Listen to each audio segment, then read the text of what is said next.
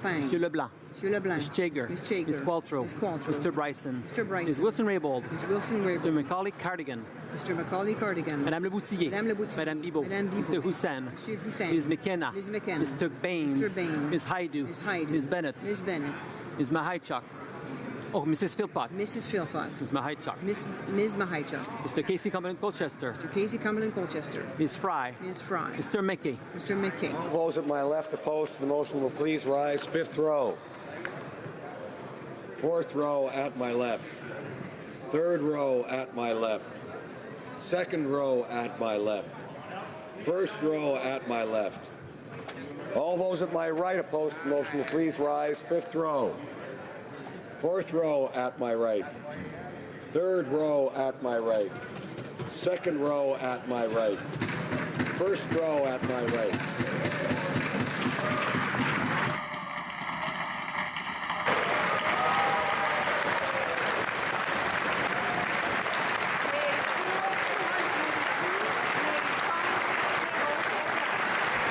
Motion carried.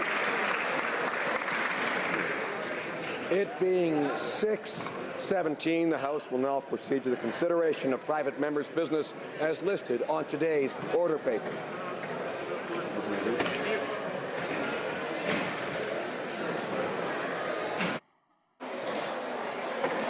Private members' business.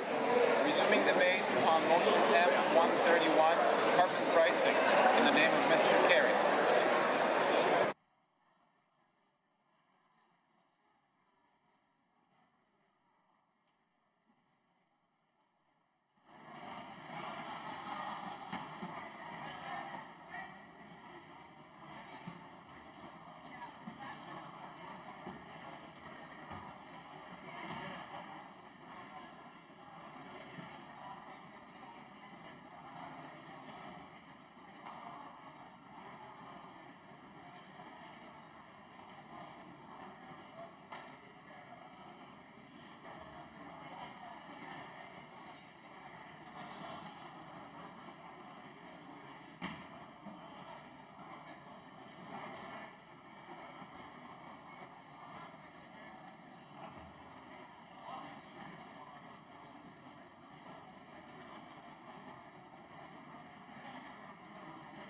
Order, Allard. I would ask colleagues to assist me by saying shh. I thank colleagues very much, and I would ask members who wish to have conversations other than the main one taking place here to do so out in the lobbies or perhaps elsewhere in the vicinity. Allard. Order, please. Is the débat. Resuming debate. Order. L'honorable député de Drummond. The honourable member for Drummond. Thank you, Mr. Speaker. Once again, it is an honour for me to rise and speak today about the environment and fighting climate change. This is in the context of a motion from a Conservative colleague, a colleague I know very well because I sat with him on the Environment Committee, the Environment and Climate Change and Sustainable Development Committee. And today we are debating M131 on carbon pricing. In that motion, it says the following, that the Standing Committee on Finance be instructed to undertake a study on how the government could examine approaches and methods to ensure maximum transparency for consumers related to the costs of carbon pricing. And the motion continues in the same vein. In other words, what my colleague would like to know is how we can figure out what the Canadian consumer will be paying for carbon pricing. It's a little bit ironic, Mr. Speaker. Well, ironic in a bad way, that this motion really only deals with a very small part of the issue that Canadians are facing right now. Let me explain.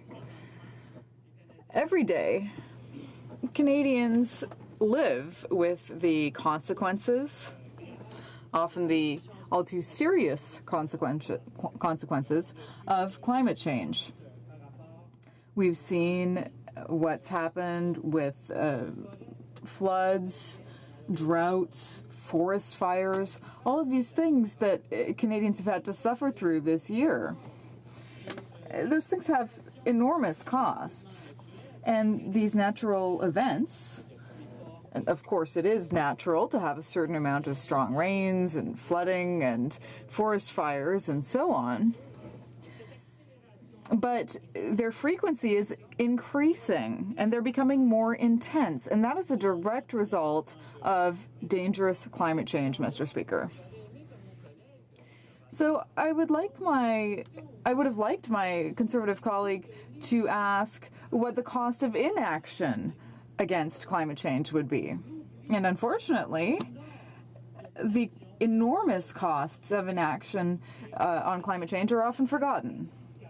When it comes to carbon pricing, Mr. Speaker, yes, it's good news that the Liberal government has talked about that, but that's not enough. You can't simply put a price on carbon and say, okay, everything's done, we've done everything we can against climate change. No, there's a lot more work to be done. There are many steps that need to be followed and so on that have not been taken yet. Allow me to quote a report now, Mr. Speaker. And now, of course, it was the Conservatives who brought this motion forward, so I'd like to address the Conservatives here. This report that I'm quoting comes from the National Roundtable on the Environment and the Economy. And this roundtable has existed for some time. I believe it was founded in the early 2000s, and it existed until 2012, at which point the Conservatives cut the funding and abolished that roundtable. Mr. Speaker, this was the only roundtable that conducted studies on the environment and the economy together. The only roundtable that brought together economists, environmentalists, and scientists to study the actions that the government should take to fight climate change. That roundtable was abolished. And since that time, all of that information, all of those sources of information that could guide us as parliamentarians in our actions have disappeared, and that's very sad. So this is a report from that roundtable from 2012. It's still very relevant, and it mentions that the cost of inaction is many times greater than the cost of action. So the cost of inaction. Now, here's what the roundtable had to say about that. Our analysis shows that waiting until 2020 to implement a climate policy in the goal of reducing emissions by 65% by 2050 would lead to a cost of almost $87 billion in terms of updates, modernizations, and changing of assets. So, Mr. Speaker, it's very important to understand that, yes, we want to know how much carbon pricing will cost Canadians, but that's really beside the point. That's not the real debate. You can't just calculate the cost of carbon. You have to calculate all of the consequences of inaction when it comes to climate change. So, Mr. Speaker, as far as the NDP is concerned, we're going to be opposing this motion. We understand that, unfortunately, this motion does not factor in all of the elements that should be studied when it comes to climate change. Most provinces already have a carbon pricing system. BC has a carbon tax. Quebec has a subsidy. And the NDP strongly believes in carbon pricing. We think that it's a good first step forward and that we need to support that. However, Mr. Speaker, I told you that roundtable I mentioned was abolished. I think that my Liberal and Conservative colleagues should meet with scientists who are doing excellent work, who are not political, they're not from the NDP. They're not partisan. They're just scientists working in Canada. In fact, there are nearly 90 scientists from all sectors, and they work for a group called Dialogue for a Greener Canada. They're working to have a transition toward a lower carbon economy. And that's extremely important. I think that parliamentarians in this House should listen to those scientists from all across the country. They recently published reports about energy efficiency and other things. But what is the government currently doing in energy efficiency? Nothing. We've been waiting for a strong, robust plan on that issue, and nothing's been done yet. And yet the government is investing billions every year in infrastructure. they should have a longer-term perspective when it comes to energy efficiency. They should think about adaptation to climate change. We need to be prepared for that, but nothing's being done. So that's one example of what the Liberal government should be doing. Another very important group is the group of the green budget. Now, just a few weeks ago, a report with clear recommendations was published in the green budget. It's strange, but every time that report has been tabled for the last few years, somebody asks us to, abolish the $1.3 billion in subsidies that are given to fossil fuels. That's something the Liberals and Conservatives could study. How is it that those subsidies of $1.3 billion per year to the fossil fuel industry haven't been abolished yet? We should take that money and invest it in our transition toward green energy. Mr. Speaker, this motion doesn't make much sense. We need to look much more broadly at this issue, look at the overall costs, and we need to have an overall plan to look not just at carbon pricing, but also at energy sustainability and the transition toward a green economy. I think that's very important. Thank you for your attention, Mr. Speaker. Reprise du débat. Resuming debate. Member for Brandon Souris.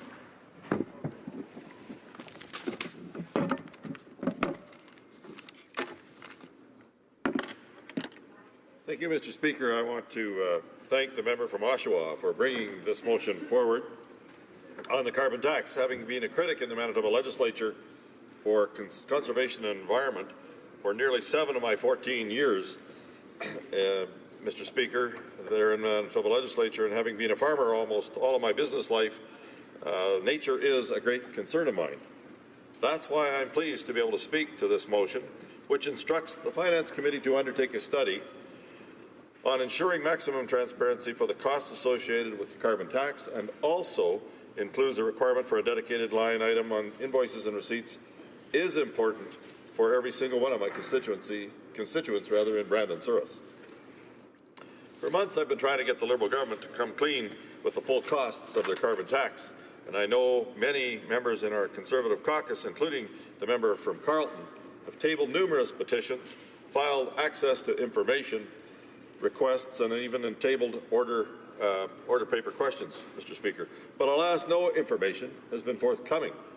The Liberal government either has no idea what consumers will have to pay once their carbon tax is implemented, or they know exactly what it'll cost, but are afraid the information will cause them even further political pain. Mr. Speaker, never has a government changed its stripes so quickly and with such abandon as the Liberals that sit across from us today. Just mere months ago, they were touting how they were going to be open and transparent. It even got its own separate page, Mr. Speaker, in the Liberal Party platform. They said that they would restore a sense of trust in our democracy and that they would make all government data and information available by default. They said that access to information requests would start applying to the Prime Minister's and Ministers' offices. And so far, the Liberals have failed on even making a remote effort in living up to any of these campaign promises. This brings us to today's debate on Motion 131. It is almost comical that a member of the opposition has to use their private member's business opportunity to get the government to provide even the most basic information on the carbon tax plan.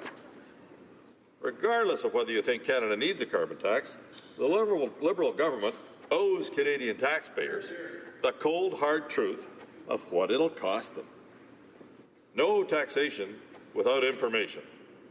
It's not a revolutionary idea. If the government wants to introduce a new tax, they have an obligation to tell us what it'll do to our wallets and the overall economy.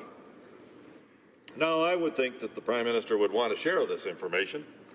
It is a significant change in environmental policy, and it is clearly their flagship greenhouse gas initiative. However, after many attempts to get the financial analysis, the Liberals have failed at living up to their own word, about making government data and information available by default. Not a single Liberal member of Parliament across the way will probably vote for this in favour of this motion, which is a sad state of affairs considering they all ran on this solemn pledge. I should also point out that the government refused to respond to a direct order paper question asking for a financial analysis on what the carbon tax will do to family household budgets. Liberals refuse to provide any information on how their carbon tax will impact persons and families who are classified as low income. And the government refuses to tell us how much their carbon tax will impact inflation and how it will erode the disposable income of our pensioners and seniors. It begs the question, what are they hiding? I imagine every member of Parliament has received correspondence or has been stopped on the street by a constituent to ask information about the carbon tax. I know I have, Mr. Speaker. Let me just provide one example of what I'm hearing from constituents. My office was contacted by a couple who live just outside the city of Brandon, but drive into the city every day to work, shop, and run their errands. They drive hundreds of kilometres every week, out of necessity, Mr. Speaker, and take every possible measure to keep their fuel bill manageable. Once their income is taxed, groceries are purchased and they pay their bills, there isn't a whole lot left. They'd like the Liberal government to be forthright with them. In particular, they would like the government to spell out exactly how much more money it'll take out of their family's budget. Well, this is just one specific example of constituents wanting to know more details about the carbon tax. I can guarantee you that every single member in this House has a similar story. Not only should this motion be passed, it is also incumbent on the Liberal government to change their secretive ways when it comes to accessing financial information. The documents that were released from Finance Canada are so heavily redacted, you would swear they must contain the nation's secrets or maybe even the finance minister's disclosure to the ethics commissioner. But what we can glean from the documents is that the government knows there will be a cascading effect on prices that consumers, families and businesses will pay as a result of this new carbon tax. These documents reference data tables in which the costs are laid out for families, broken down by income brackets, the very poor, the middle class, the upper middle class, and the rich, Mr. Speaker. But they're all blacked out. So much for a government that ran on a pledge that all government data and information would be made open by default. So what exactly are they hiding? The secrets to Area 51 or the whereabouts of Amelia Earhart? The negative financial impact of these income brackets should be laid bare in front of this House so that all members, even backbench Liberal MPs, can scrutinize and review their government's carbon tax. Now, in respect to the motion, I am fully supportive of the government having to report annually on the financial impact of the carbon tax. As my colleague from Oshawa said, transparent government is good government. If Canadians are to trust their government, we need a government that trusts Canadians. In considering the amount of times the Liberals have had to be forthright, but passed on every single occasion, they should not be surprised that when they decide to impose their pan-Canadian carbon tax, they will be met with the same fury as their proposed tax hikes on small businesses and farmers. In this vacuum of information, we can only estimate what the negative impacts will be.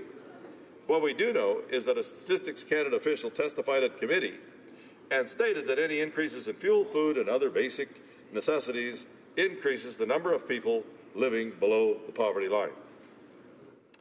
While the price of fuel and food and heating and electricity and just about anything else that a family buys continues to go up, now they're going to have to find another extra few dollars out of their budget to pay for a carbon tax that we have no idea will even reduce greenhouse gas emissions. I want them to turn back the clock and think about what they're I want them to turn back the clock and think about when they were knocking on doors in the last election and they said they were going to bring out real change. I ask that they keep their solemn promise of making government data and information available. I ask every single one of them to vote in favour of this motion and send the entire issue of the carbon tax to the Finance Committee.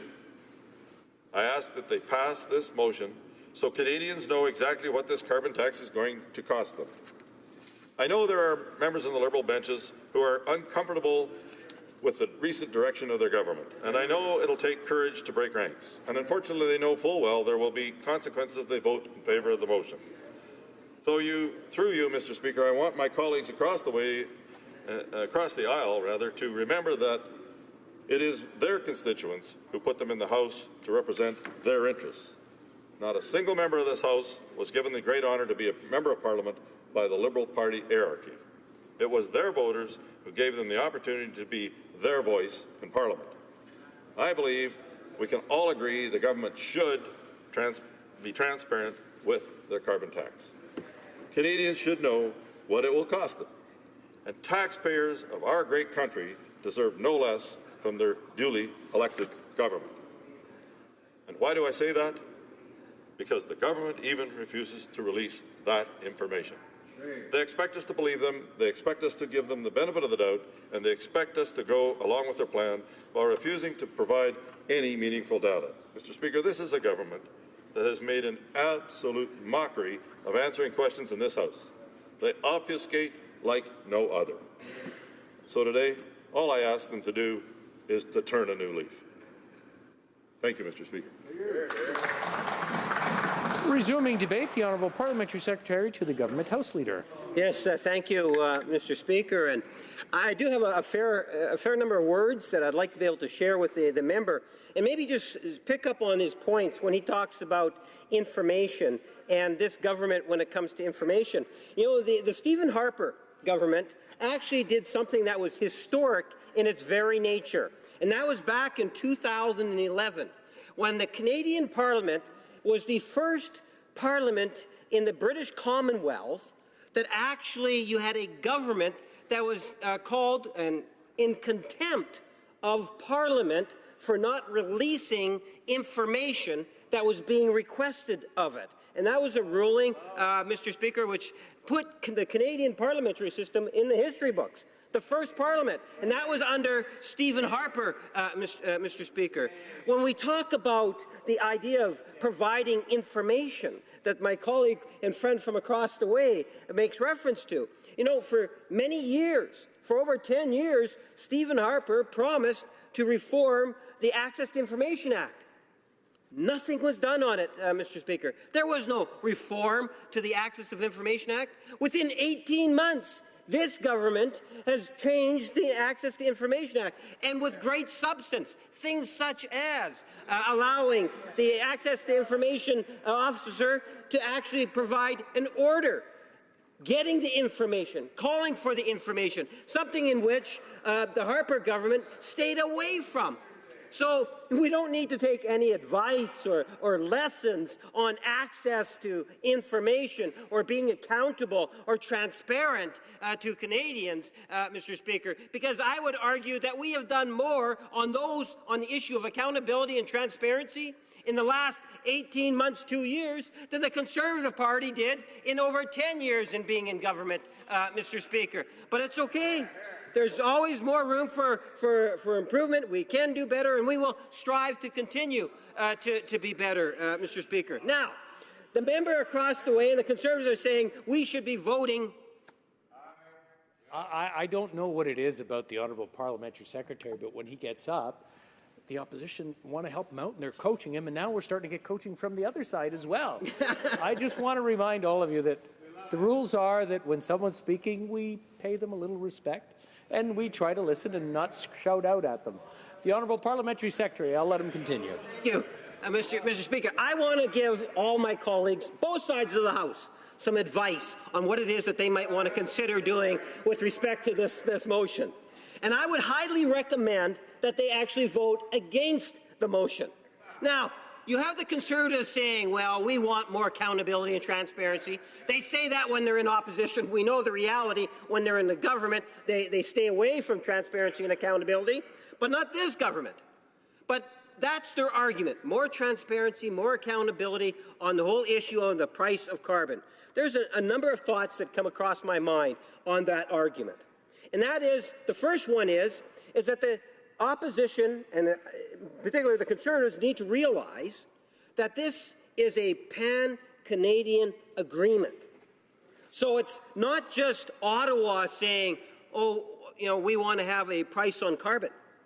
It's not just Ottawa. Let's revisit a little bit of history. It's not that long ago when the Prime Minister, with the provinces, the territories, Indigenous, other stakeholders out in France, and they come up with a Paris Agreement, and then that's followed by more negotiations and discussions that take place here in Canada, and we have a historic agreement on the environment dealing with a price on carbon.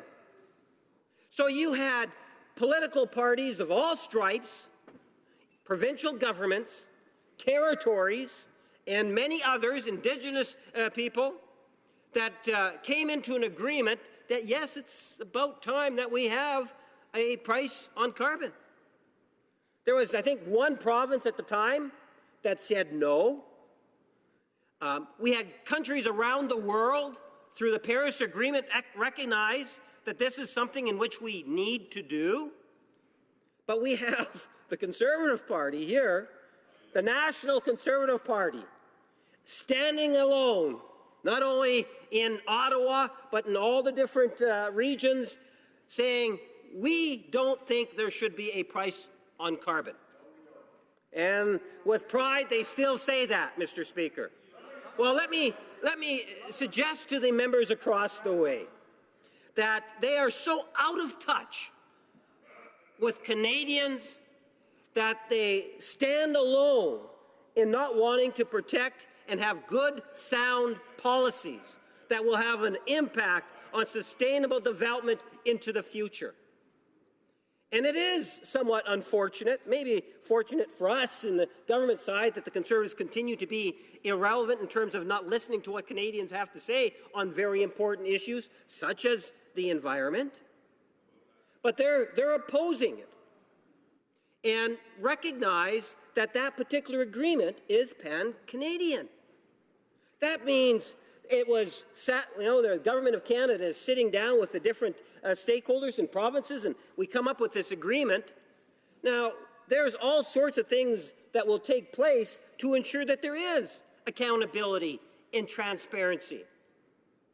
The national government would be operating in bad faith if, in fact, we were to support this particular motion that's being presented. Because we're saying, well, who cares about the agreement that was achieved? And I can understand that they don't support the agreement. But if we were to act or take action in favor, or members voted in favor of this, what are they talking about in terms of having that national coalition that has come around, that historic agreement that was signed off? Do they not understand or appreciate the importance of saying that when you have the provinces and the territories and others sitting down and signing off on an agreement, that there is an obligation? There's an obligation that you have to continue to work to develop. And there is an accounting and transparency component to it. The federal and provincial territorial governments agreed to work together to review progress annually in order to assess the effectiveness and the collective actions. First Ministers agreed that the programs and policies will in fact be monitored. Results will be measured, and actions and performances will be reported on in a way that is transparent and accountable to Canadians, Mr. Speaker. This, again, you might not like it across the way, but this is something that was agreed upon by not only the national government, but provincial.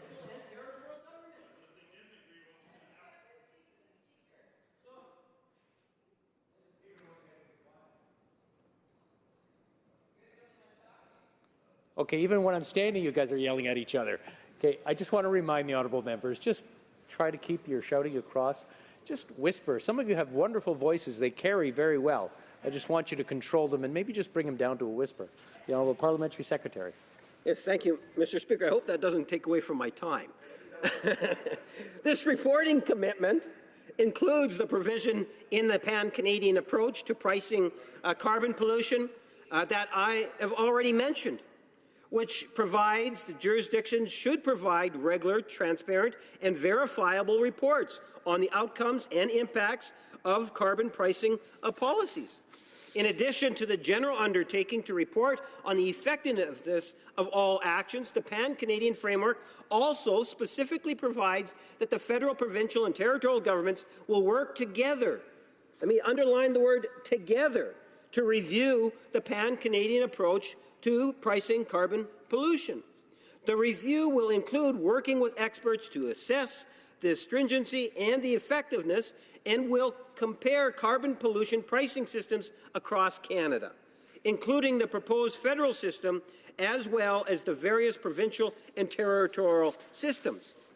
This review will be completed by early 2022 to provide certainty on the path forward. In addition, the PCF requires the completion of the interim report in 2020. Mr. Speaker, I think it's really important that we recognize that when we talk about the price on carbon, that for most Canadians it's not new. In fact, we have provinces, whether it's British Columbia, province of Alberta, Ontario, Quebec. Unfortunately, not my province, but I understand my province is getting closer to recognizing the importance of having something in place. But we have majority of Canadians already understand and have some form of a price on carbon or a cap and trade. In those negotiations and discussions that had taken place between Ottawa and the different provinces, territories, and Indigenous people and so forth, there was a general consensus. And my recommendation to my colleagues across the way in the Conservative Party is to listen to what Canadians actually have to say on the issue and vote accordingly. Thank you, Mr. Speaker. Resuming debate, and I might say that was much better. Thank you to both sides. Resuming debate, the honourable member for Abbotsford. Well, thank you, Mr. Speaker. It's a pleasure to speak to what is called Motion 131, which is sponsored by my good friend from Oshawa. He's done a great job in highlighting the fact that this Liberal government lacks the transparency that it promised during the last election.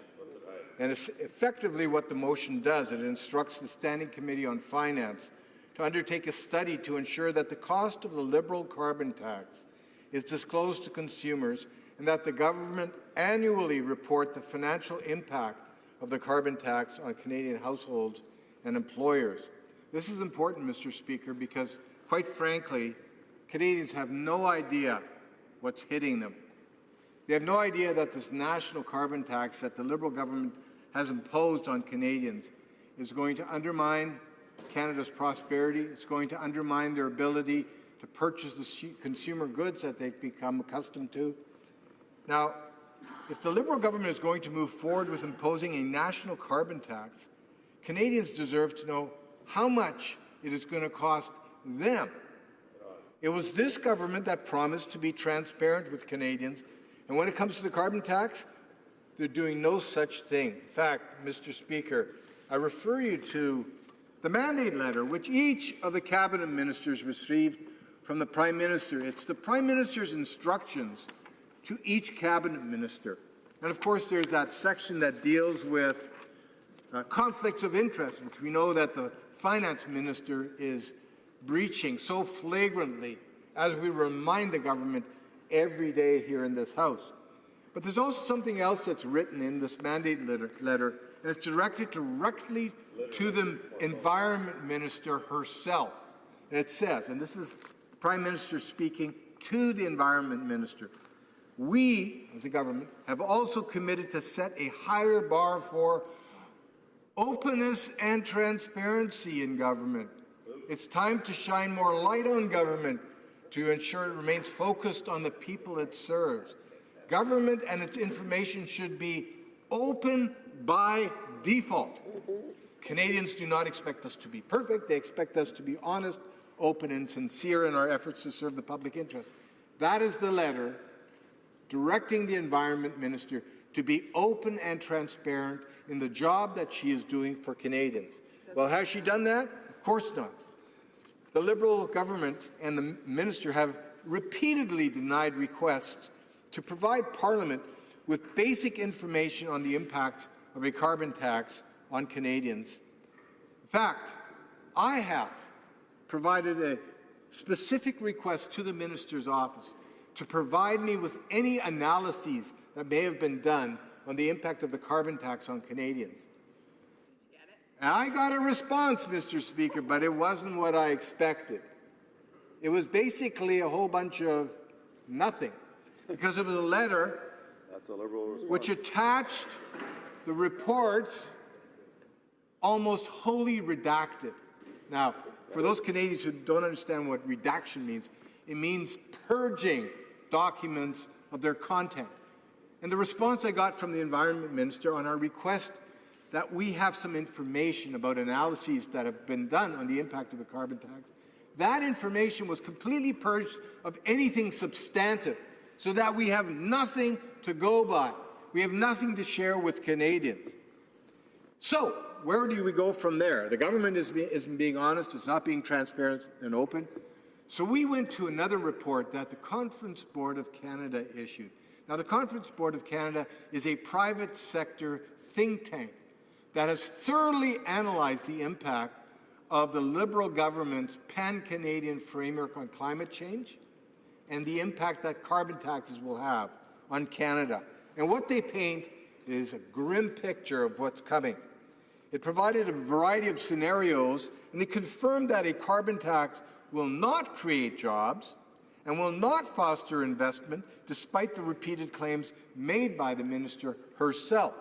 In fact, in all of the scenarios that the Conference Board of Canada paints, the impact on real GDP, in other words, economic growth in Canada, is negative, and its environmental impact negligible. So on the one side, we have a negligible impact on reducing greenhouse gas emissions, and the Conference Board says that on the other side, at the same time, we're going to be suppressing economic growth in Canada. It says a carbon tax is, and I quote, insufficient to meet Canada's Paris Accord commitments. The study went on. It found that a carbon tax will weaken real household income through lower wages.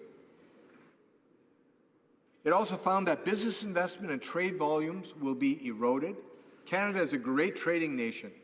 To think that our ability to trade with other countries and to remain competitive with other countries when it comes to trade and investment will be eroded is a thought I don't want to countenance, and I'm surprised that the Liberal government is going down this road that runs that very real risk. The study goes on to say that the carbon tax will depreciate the value of the Canadian dollar. It will disproportionately impact industries with a domestic focus, such as residential construction, finance, insurance, and the real estate sectors, chemical manufacturing, primary metals, wood, paper production, food manufacturing, plastics, rubber production, all would be negatively impacted by a carbon tax. That comes from the Conference Board of Canada. And one final thing it finds, and that is that the carbon tax and the plan that the Liberal government wants to impose on Canadians will result in federal deficit increases due to a decline in personal and corporate income tax revenues. Can you imagine that, Mr. Speaker? This is not declining revenues because the Liberal government has found ways of reducing taxes on Canadians. This is a decline in tax revenues due to a decline in economic activity, due to the fact that people are losing their jobs because of carbon pricing. That is the message of this report. Now let me quote one more piece out of that report. The carbon tax, quote, not only creates downside economic risk, but it also means that domestic policies designed to reduce emissions could simply result in those emissions occurring in another jurisdiction. Essentially what that's called is carbon leakage. What we do is we impose these heavy carbon taxes in Canada on top of all the additional business taxes the Liberals have imposed on Canadians recently, on top of all the payroll taxes they've imposed on Canadians. So eventually, Canadian companies doing business here that want to expand, they make the decision, we can no longer operate here because it's not profitable in Canada. We're going to move to the United States, we're going to move to China, and we're going to do business there where the environmental standards are much, much lower than here in Canada. So we lose the jobs, but overall global greenhouse gas emissions go up. I mean, you can imagine the folly of this kind of a plan, yet that's what's happening here. Today I met with stakeholders from the Canadian chemical industry. They say that they've got somewhere in the order of $12 billion worth of investment that is waiting to be invested in Canada. And they told me that investment is now at risk. Now, this is a fast-growing industry, $53 billion worth of shipments in 2016, a great job creator in Canada. By the way, they said they're paying salaries of around $147,000 for highly trained Canadians to do the work. It's globally the best in class. Canada's chemistry industry is already a world leader in low-intensity carbon chemical production, an employer of a highly skilled workforce. You know what they're doing? They're considering moving either to the United States, moving to China to do their manufacturing. Guess what? We'll be buying those same products, the very products that are helping us to reduce our carbon footprints. So we're chasing all these jobs out of our country, and yet having greenhouse gas emissions rise in the rest of the world. Why don't we do it here at home, where we have sustainable practices, where we have strong standards that our companies have to comply with?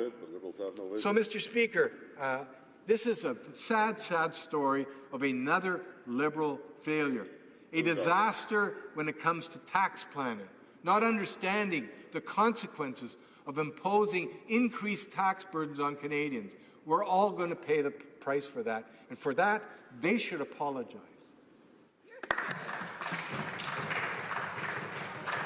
Resuming debate. Reprise du débat. The honourable member for Oshawa, 5 minutes reply. Thank you. Transparency, Mr. Speaker. It seems to be the topic of the week. And obviously, from the Parliamentary Secretary's speech, the Liberals are running away from it. My motion that has been debated here today was brought forward as an opportunity, Mr. Speaker, for Liberal and NDP members to prove that they do in fact want to be as transparent as possible with Canadians. Motion M131 is just that, Mr. Speaker, a motion that seeks to have the Finance Committee undertake a study that would determine ways to ensure that the cost of the mandatory Liberal carbon tax is disclosed. The Prime Minister himself has stated that his plan is $10 a tonne by 2018, increasing to $50 a tonne by 2022. To put this into perspective, Mr. Speaker, that's an extra 2.33 cents per litre at the pumps at 2018 and an extra 11.63 cents per litre by 2022. That's a potential increase in the cost of up to $2,569 per year for the average Canadian family by 2022. If the provinces choose not to introduce this arbitrary tax on their citizens, the Liberals will impose the tax themselves. Mr. Speaker, there's no denying that a carbon tax will have profound effects on every single Canadian. So it seems a bit rich that the Minister of Environment had the audacity to say that their plan was credible and fair for all Canadians. How is nickel and diming hardworking Canadians fair? And how is it fair to do it without disclosing the actual costs associated with this new mandatory tax? As the only party that represents the taxpayer, we have continually pushed for answers on these very questions. At first, the Liberals said they didn't have the answers, but then a very heavily blacked out Finance Canada documents showed that the government did have the answers, but were trying to keep them from Canadians. Mr. Speaker, why are the Liberals hiding the cost of the carbon tax if their plan, quote, is credible and fair for all Canadians, end quote. Canadians are already struggling to make ends meet under this Liberal government. The Prime Minister's out-of-control spending habits has led to increases in payroll taxes. We just found out the CRA wants to attempt to tax employee discounts, the elimination of the vital tax breaks that help low and middle-income Canadians, and another new tax grab that will affect every single Canadian and drive businesses right out of the country just because it's not affordable. So why do I think that every member in this House should vote in favor of motion M131? Simple, Mr. Speaker. This is a nonpartisan issue. While the Conservative Party does not endorse imposing higher taxes on Canadians, the Liberal Party clearly does. I don't think anyone will argue with the fact that a tax on every single Canadian and business should be studied and in fact, passed unanimously. Right on. As elected members of Parliament, it's up to us to be honest with our constituents and ensure their voices are heard in Ottawa. Mr. Speaker, earlier this year I asked my constituents a very simple question.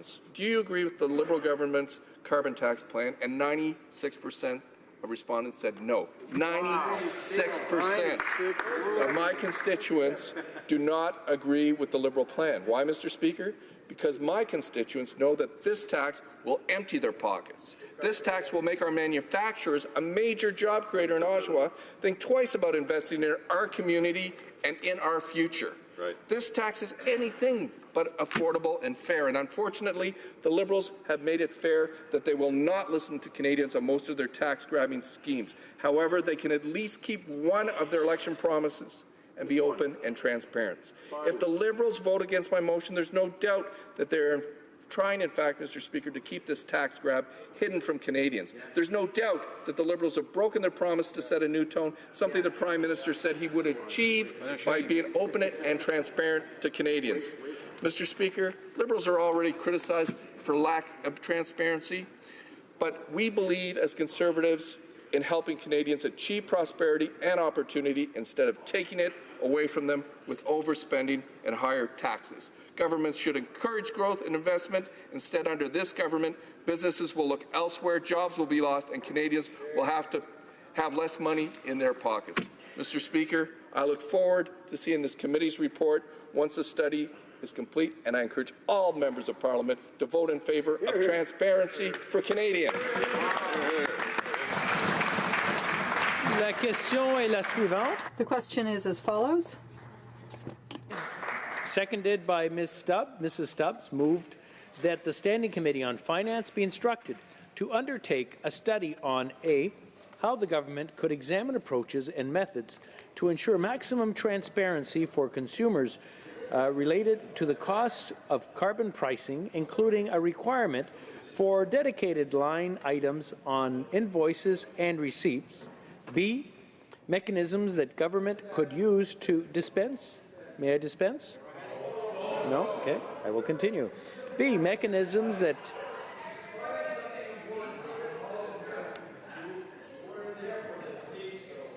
maybe if anybody's interested in hearing it, I could have some quiet and they'll hear what I'm saying. B, mechanisms the government could use to report annually to Parliament on the financial impact, past and projected, of the federally mandated price on carbon on Canadian households and employers, and that the committee report its findings and recommendations to the House within 4 months of the adoption of this motion. Is it the pleasure of the House to adopt the motion? Yes. All those in favour, please say yea. Yay. All those opposed, please say nay. Nay. I would say the yeas have it.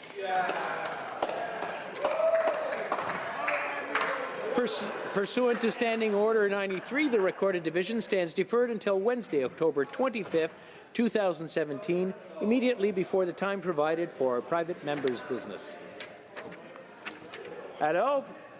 Order.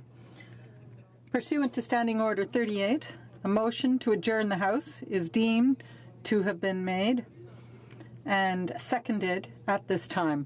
That this House now do adjourn. The Honourable Member for Kamloops, Thompson Caribou. Thank you, Mr. Speaker. On October 4th, I rose in my place to ask the Prime Minister to justify why Omar Khadr, a convicted terrorist, got a rush $10.5 million payout, while the Liberal government refuses Josie, a young Cree girl, $6,000 worth of dental surgery and continues to fight her in court. Mr. Speaker, these are very, very different kinds of cases, but I think as you hear my argument, not only will you understand why the answer was so unsatisfactory, but you'll understand why this question was actually so important. I think there are times where we need courts to make decisions, and I think there's times where compassion and common sense should reign, and especially with particularly some smaller dollars.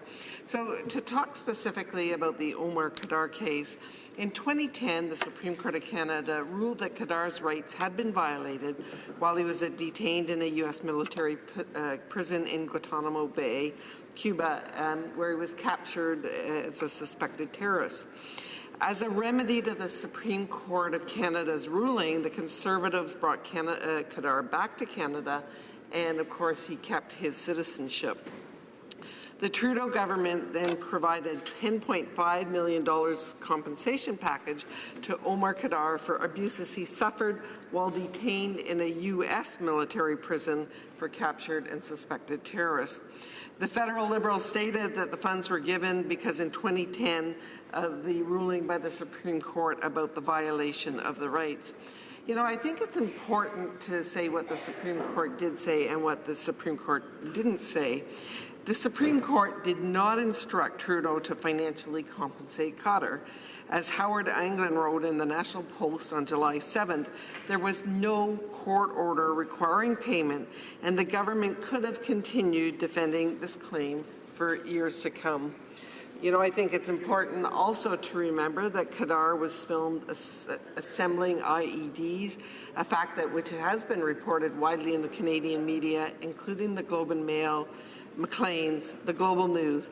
He also in 2010 pled guilty to killing U.S. medic Sergeant Christopher Spears.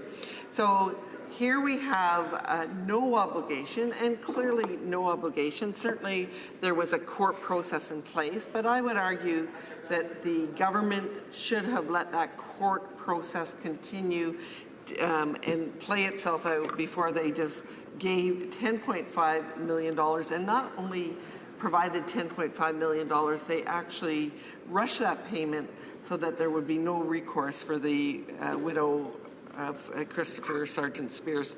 So then we look at the case of Josie Willier, and she's a Cree teen who was living in Calgary. She was 9 years old. Her teeth began to emerge sideways in her palate, and I think many of us have children in this house, and we've seen different things that happen as they grow, and you know we need to remedy those things. So she had a number of years, and I think it's important to note she experienced ongoing problems with her teeth that resulted in headaches and a chronic aching pain in her lower gums. Moreover, she was not able to chew properly, and she found it difficult opening her mouth.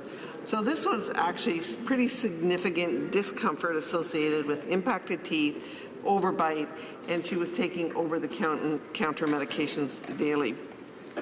An orthodontist recommended braces, without which she would need to have invasive jaw surgery in the future, and her jaw would have, of course, had to have been broken. So what we have here is the government ended up fighting Josie in court. Parliamentary Secretary to the Minister of Indigenous Services. Mr. Speaker, thank you for the opportunity to address the concerns raised by the member in relation to the federal health benefit coverage for First Nation and Inuit children, and orthodontic coverage in particular as it relates to the specific case in question. We recognize that there are unacceptable gaps in the outcomes that continue to exist for First Nation and Inuit children in Canada. This is why our government is committed to providing First Nation and Inuit Canadians with access to health services they need, including coverage for medically necessary health benefits provided through the Non-Insured Health Benefits Program, or NIHB. Health Canada's NHIB program is one of the largest supplementary health benefit programs in the country. The program is national in scope and provides needs for approximately 839,000 eligible First Nation and Inuit clients, both on and off reserve. Last year, the NIHB program spent over $1 billion to provide access to these benefits, including prescription, over-the-counter medications, medical supplies and equipment, medical transportation, vision care, and dental care. In recent years, the NIHB program has paid for dental claims made by a total of approximately 300,000 First Nation and Inuit clients annually. Mr. Speaker, First Nations and Inuit children should have access to the same healthcare services that are available to non-Indigenous children. In Canada, orthodontic services are not covered under universal provincial and territorial public health programs. The NIHB program therefore provides coverage for orthodontic services for eligible First Nation and Inuit clients when it is medically necessary.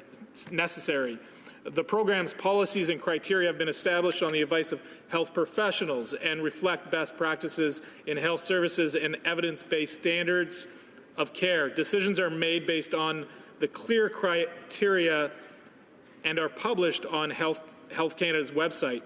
With regard to the case reported in media recently, like all requests for coverage of orthodontic treatment, this case was reviewed by a licensed orthodontist when it was initially submitted for approval and subsequently reviewed by 3 other licensed orthodontists during the appeal process, all of whom agreed with the initial assessment.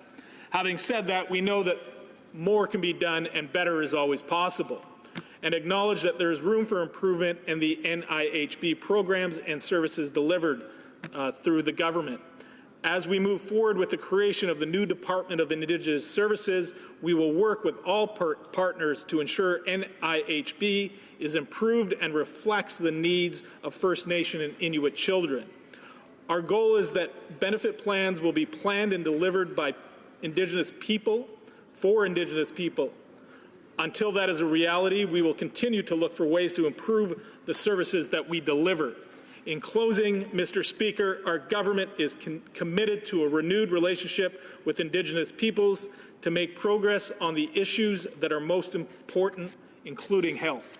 Thank you, Mr. Speaker. Well, member for Kamloops, Thompson, Caribou. And so, Mr. Speaker, I didn't get to finish my story, and I think it's important to recognize the government spent $110,000 fighting Josie in court when they had a $6,000 orthodontic bill that certainly someone that had examined her directly recognized the fact that she was having chronic pain, recognized that the fact that she was needing medication on a regular basis. So I contrast the government choosing to fight $110,000 for an orthodontic case, where in the case of a convicted terrorist, they agreed to give $10.5 million without seeing it through the court process and without actually, in spite of what the government has tried to allude to, there was no obligation to do so. So I think you compare these 2 cases and you can certainly see the significant concerns that we have and will continue to raise with this government. The Honourable Parliamentary Secretary. Mr. Speaker, again, our government believes that all First Nation and Inuit children receive the care they need through the NIHB program. We believe that it is absolutely unacceptable that there continues to be social economic gaps between Indigenous and non-Indigenous Canadians. That is why we created the Department of Indigenous Services. We know we must continue to work with partners to close the gaps, and that includes working together to improve the NIHB program.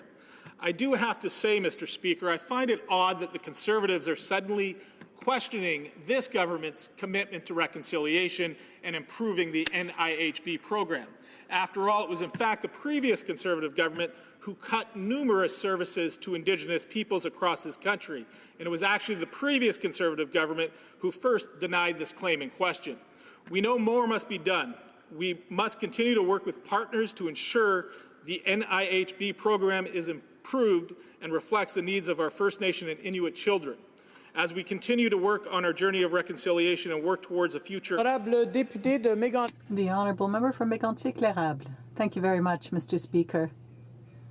I'm very pleased to rise today and speak in the House to speak about question period that took place last May. And it was an historical question period because during that question period, 17 times,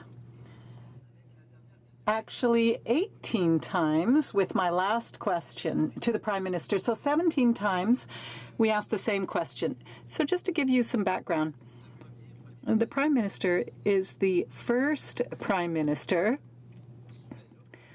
to have been looked at by the Ethics Commissioner, the Conflict of Interest and Ethics Commissioner. She is looking into him because of his vacation with the Aga Khan. So during that memorable question period, Mr. Speaker, this is what happened.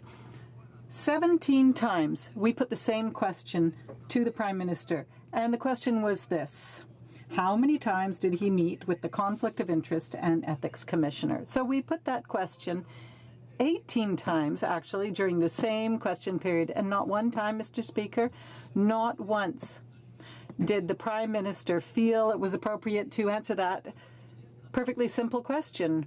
Do you know, just to give you an example of the kind of answers he was giving me, he kept saying, well, I'm very pleased to work with the Conflict of Interest and Ethics Commissioner and answer any questions. Well, we asked him how many times he had spoken with the Conflict of Interest and Ethics Commissioner. And out of the 17 opportunities that the Prime Minister had to answer that question, was he able to answer? And it was a simple question: how many times did he meet? And the Prime Minister did what he was doing today. Today we were asking another question that was related to ethics. In other words, for how long had he known that the Minister of Finance had not put his personal family fortune in a blind trust? And the Prime Minister, once again today, used the same technique as he had on the 5th of May. At the time, the Prime Minister was incapable. It wasn't even that he was incapable. He just didn't want to answer the question. Mr. Speaker, I was very disappointed because, you know, I have friends here in Ottawa, friends who came to watch question period. They wanted to see how things happen, how the exchanges take place between the various political parties, and obviously expect that when a question is put from this side, we get answers from the other side. But once again today, I would say at least 7 or 8 times, if not more, the Prime Minister really just avoided the question. He didn't answer our concerns. And after that, you wonder, you really ask yourself why Canadians are becoming so cynical about what's happening here in the House of Commons. The Prime Minister felt it was fine to answer all the questions coming from the opposition every Wednesday. That's fine. That's a good initiative. But the only problem with that decision to take all the questions from the opposition on Wednesdays is that he's actually expected to answer those questions. Not only just rise and take the floor every time an MP rises and asks a question. And that's what we saw once again today. That's what we saw in May. 18 times, Mr. Speaker, the Prime Minister simply didn't answer that simple question. In other words, how many times did he meet with the Conflict of Interest and Ethics Commissioner? I hope that the Parliamentary Secretary is now finally, once and for all, going to be able to answer that question. That is, how many times did the Prime Minister meet with the Conflict of Interest and Ethics Commissioner? House Leader. Yes, thank you, Mr. Speaker. And, you know, I wish I had more time to actually expand on the remarks from my colleague and friend from across the way. You know, I can somewhat recall the incident that he's referring to back in May. And I say somewhat because I know there was at least one and possibly even a couple opportunities where the official opposition has been offered the opportunity just to ask question after question of the Prime Minister. And when I think about the days, you know, back in May, you know, there was a lot of discussion about many different topics. And it's unfortunate that, you know, the Conservatives would come ask the question once, hear the answer, and because they don't like the answer, they ask it again. They don't like the answer, they ask it again and again and again. And it's, you know, it's not like we're not answering the question. They might not like the answer that they're receiving, Mr. Speaker, and they persist on asking the very same question. They might tweak it a little bit here or tweak it a little bit there or something of that nature. You know, I think it's important that we put this into a perspective, okay? And let me give a different perspective maybe for the member to hopefully appreciate. every one of us, all 338 members of Parliament, okay, have to, and they're obligated to meet with or have discussions with the Conflict of Interest Office, myself, the member across the way that posed the question included. We all have that responsibility. That individual individual member of Parliament will correspond with that office. They might be in communications in different ways. I suspect it's a very busy office, not only because of Liberals, but because of Conservatives and New Democrats too. Because you will find that there are, on any given week or month, you will see MPs are in fact advancing, or the commissioner might be looking into an MP. It's not like it's just the government of the day. This one happens to be the Prime Minister, as they have been amongst many members on all sides of the House. And the member is saying, well, you know, we want this. Yesterday they were saying we want everything that the Minister of Finance ever provided to the Commissioner. Now, and before they were wanting, you know, to know everything about the Prime Minister and the Commissioner. You know, where does the questioning stop? You know, it could be endless. Why doesn't the opposition say, you know, skip the Commissioner and just get everything that's possible tabled in the House so Canadians can actually go through every single document of each and every member of the 338 representatives? Mr. Speaker, we have faith in the Commissioner of Ethics. That's her job. Mary Dawson has done a good job in terms of ensuring that there's a sense of independence. Because we know that the Conservative Party does not like it when this government does positive things for Canada's middle class. We see that. You know, like when we increased the taxes on Canada's wealthiest, what did the Conservatives do? They got mad and they voted against it. When we gave a tax break to Canada's middle class, what did the Conservatives do? They got mad and they voted against it. Just like the issue in the last number of weeks or months on the whole issue of tax fairness. The Conservatives don't want tax fairness. So they continuously, you know, yell and scream from their seats in other areas saying that they don't like it. So why would we have confidence and trust in the Conservatives calling for something when we have an independent officer, and that independent officer has the confidence at least from the government of the day, and we'd like to think of all members. Honorable député. The honourable member for Mégantic-L'Érable. Mr. Speaker, if they have confidence and faith in the Ethics Commissioner, then why won't the Prime Minister meet with her? Why won't the Prime Minister tell us how many times he met with her? Mr. Speaker, I think I'm going to say 19 now. I said 18 after our last encounter, but now it's been 19 times that the government has refused to tell us how many times the Prime Minister met with the Ethics Commissioner. And once again, we've seen the government serve up its special offer, avoiding questions. When we say how many times, you know, we're not asking them to talk about tax or this or that. We want a number. Is it 1, 2, 3, 4, 5, or 0? When I ask how many times, I want a number. 1, 2, 3, 4, 5, 6, 7, 8, 9, 10, 11, 12, 13, 14, 15, 16, 17, 18, or 0. Ministry Secretary. Well, Mr. Speaker, what it all boils down to, from my perspective, is do you have confidence in the Commissioner? Do you have confidence in Mary Dawson in doing what it is that she's been charged to do? We do. We see her in. The member says he does too. I'm glad to hear that. You know, we should respect that we have a process in place to deal with the types of issues in which the opposition has in fact been raising. So if you have the confidence, as the member across the way says that he does, then let's accept the process. And let's move on to be talking about what the issues that Canadians want us to be talking about. What's more important than serving Canada's middle class, those aspiring to be a part of it, and all those individuals that are going to be benefiting from fantastic program enhancements, whether it's the Guaranteed Income Supplement, the Canada Child Benefit Program, the CPP enhancement over the coming years, not to mention all those other issues.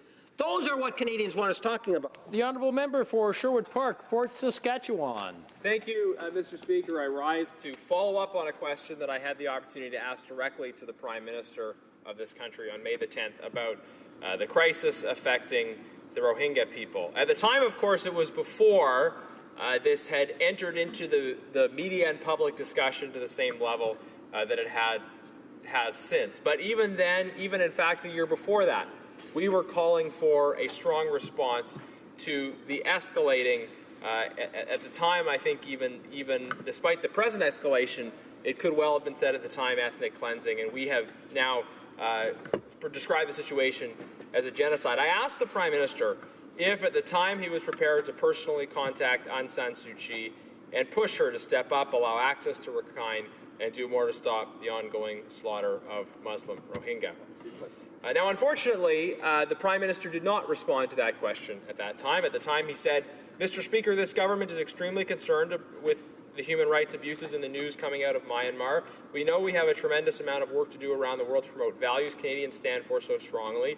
Making use of the connections we have with Canadians around the world is going to be an effective way of continuing to impress upon the world the values that Canada stands for. The values of openness, respect, tolerance, and defense of human rights remain a priority for all of us." Oftentimes, and certainly at that time, we got these kind of general statements, expressions of aspirations. But it took until this fall, as far as we know at least, for that direct contact to be made. Of course, we also need to see direct engagement with Min Aung Hlaing, the Commander-in-Chief. Burma has a divided government system. Nonetheless, we contended and continue to contend that Aung San Suu Kyi needs to do more. And coming back for a follow-up to this question asked in May, really reminds me, I think should remind the House of the fact that, frankly, we didn't have a response to direct and important questions about the need to engage from the Prime Minister, from the government at that time. And we have seen more action this fall since the current sort of escalation of the problem, as well as the attention paid to it. But my view, our view, is that this is much later than it should have been, and that there's still much more action that is needed.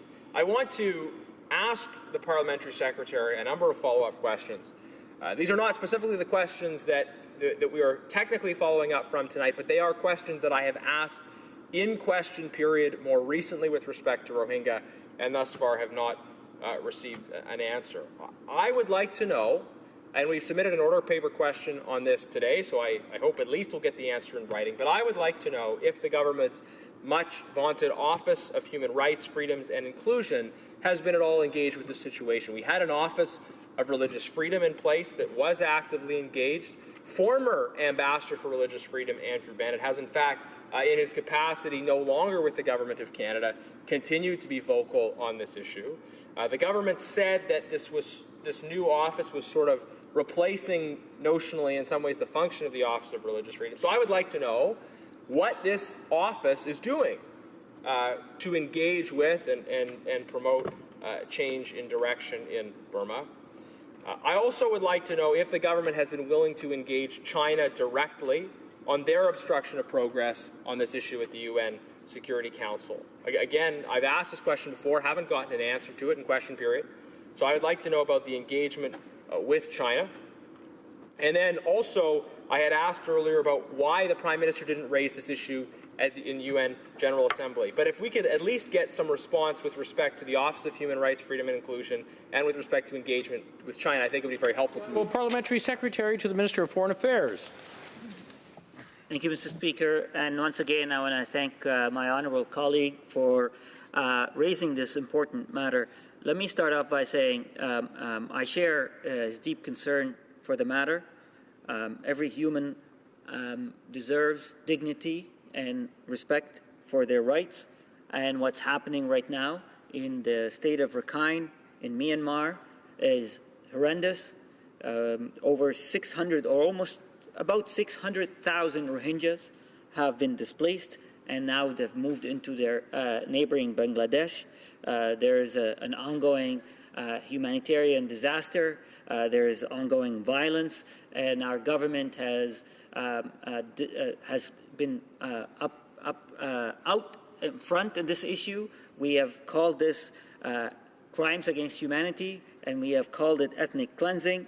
And we have been we've been following the issue. We've been seized by the matter, and we've been active on this file. Let me also respond to the honourable colleague and correct one thing. When Aung San Suu Kyi visited Canada earlier in June, the Prime Minister met with her, and the Prime Minister raised the issue of the Rohingya and other minorities in Myanmar directly with her. He told her, he expressed to her the concerns that many Canadians, including the concerns of my honourable colleague and myself and other colleagues here in the House of Commons, about what's happening over there. Now, I agree, things have escalated since August, and we have been a global leader in calling this ethnic cleansing for what it is.